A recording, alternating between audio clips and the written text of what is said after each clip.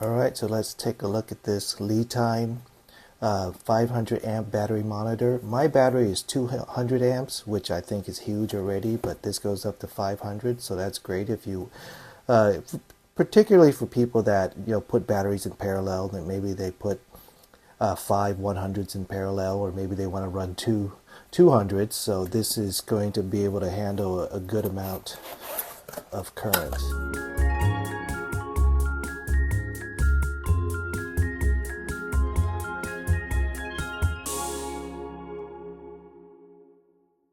Let's take a look what's in the box. Manual. Alright, so when I open the manual and it's got some good details, that's a good thing. Some manuals are just one page and you just kind of have to figure things out, but we're going to take a look at that in a second. Okay, here's the cable for the monitor. It is 6 meters, so that's great. You could see you could put this far away from your battery and the shunt that you're going to connect. Okay, here's the battery monitor itself. It's not very big. Okay, so it's got these tabs, so you'll be able to mount it up to something flush. You push it in, and that tab will hold it in place. Let's see, it is around just under 4 inches long, and let's say 2 1/4 high. Oops, okay, so here's the shunt, and yeah, it's pretty hefty. It's a good heavy-duty shunt, which I like. Okay, this you're going to hook up between the battery and your inverter. So, okay, this is another wire. I think it goes from here to something. We'll figure it out. We'll look in the manual. It looks like a little screwdriver. So let's take a look at the manual and see. Okay, so here's the diagram. You have your battery, you put the shunt, and then you put the inverter after the shunt. So right now my battery's connected straight to the inverter, but now it's going to go through the shunt first, and that's what the monitor is going to connect to, this shunt right here. And you see this little power line right there? That's this right here. So this will go to the shunt to provide it with power, and this will be the monitoring wire signal that goes to your display over here.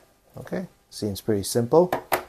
Okay, so after you hook everything up, it looks like they want you to discharge your battery so that you could calibrate it to 0, and from there you'll know when you're at the bottom of the battery. And I know what a lot of you are thinking right now. No, I don't want to discharge my battery completely. That's bad for the battery, and it might be. In some cases it is, and some batteries actually come with a BMS that won't even allow it to be discharged 100%. It'll just stop, and in which case it'll keep the battery safe. But I don't know what kind of battery you have. But even if you're afraid, let's say you discharge it to 80% or 90% of your battery, and you could use that as your calibrating 0 point. It's no big deal. Once you understand where your 0 is, that's all that matters. So that's up to you if you want to discharge completely. For me, I think it's going to be pretty safe. And besides, doing it one time is not going to kill anything, in my opinion. People might freak out about that, but I've run out of batteries before and recharged it, and it's been working fine. Okay, so let's hook this up and give it a shot. You do need a thick, big wire to connect this guy. So that's the drawback. It is it is going to handle a lot of current through this shunt, so you can't use a small wire. So let's hook that up. All right, so I made some high current line. This is 2 gauge wires, so it's very thick. So I'm going to put 2 in parallel, and I put on the connectors, and look, it is too small. So this nut is very big. Let me measure it. All right, so it's 0.18. So you got to make sure your terminals are big enough to handle this. It's 0.18 because it is a really big heavy-duty shunt. Okay, so keep that in mind. I'm going to need to drill a hole bore a bigger hole for this. So now it'll just barely fit. That's good. That'll do. All right, so I got that shunt in between the battery and my my inverter right there. So if you never worked with thick 2-gauge wires before, you just know it is a pain in the butt. Anyway, so that's in, and I may or may not mount this up to here. I haven't decided yet. I think I'd rather prefer it holding like this because of that thick gauge wire. It's just so stiff. This might be better for it. But now I'll hook up the sensor, the monitor, the battery monitor. All right, so I got that power monitor powered up. There's the hookup, so now I need to find a place for this. Okay, so I'm just gonna leave it here for now. I'm not gonna mount it on anything because I plan to build a cabinet here and I do plan to mount it on the cabinet. So for right now, I'm just gonna leave it right there.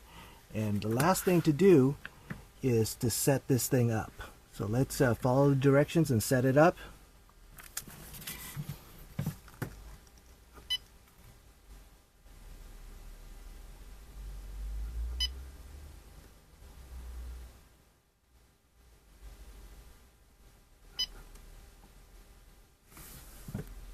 Okay, so let's set up the capacity.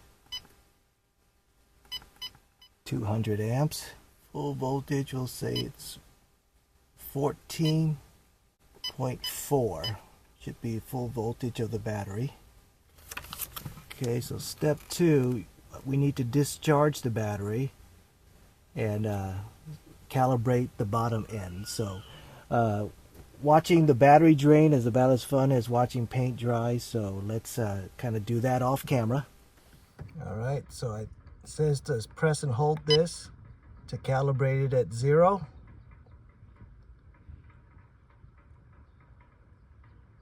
So that should be 0, and now I'm going to recharge the battery and hopefully that'll be up after that. All right, so now it's recharging really nicely. We're at 82% and you could see we're at 13.3 volts. So that looks like it's working really well. So it looks like I'll have a lot more accurate reading of what battery I actually do have left. So that's great.